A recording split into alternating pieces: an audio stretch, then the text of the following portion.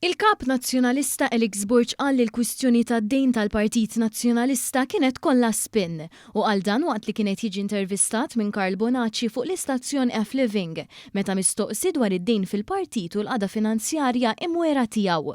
Fil-fatt meta mistoqsi b'mod speċifiku dwar iċ-ċifri li kien ħareġ fil-kontijiet finanzjarji tal-PN, Burch għal darb'oħra qal li n-numri li bdew jiġu kwotati kienu kollha spinn.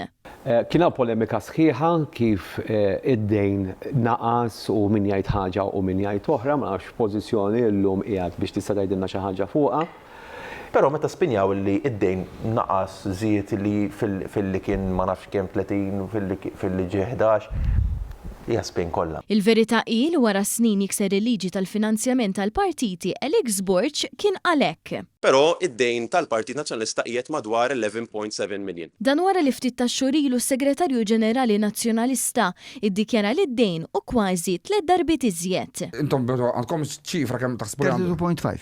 Bħalu kien qal Bernard Grek f'April tal-2022 waqt konferenza ġenerali tal-partit. Għandna 32 miljun euro dejn.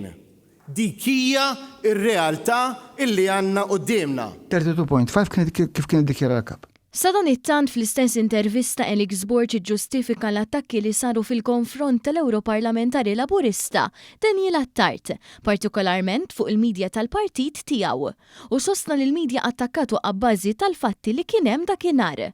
Dan anke jekk issa ħareġ biċ-ċar li dawk il-fatti li semma Burch ma kienu xejn li f'allegazzjonijiet żbaljati, kif ammetta l-Uffiċċju tal-Avukat Ġenerali Belġjan wara li ħawdu ismu ma' dak ta' negozjant Malti fl-investigazzjoni dwar il-kumpanija Huawei. Ovvjament, l-aħbarijiet ħarġu l-aħbarijiet dakinhar abbażi tal-fatti li kien hemm qudiemhom.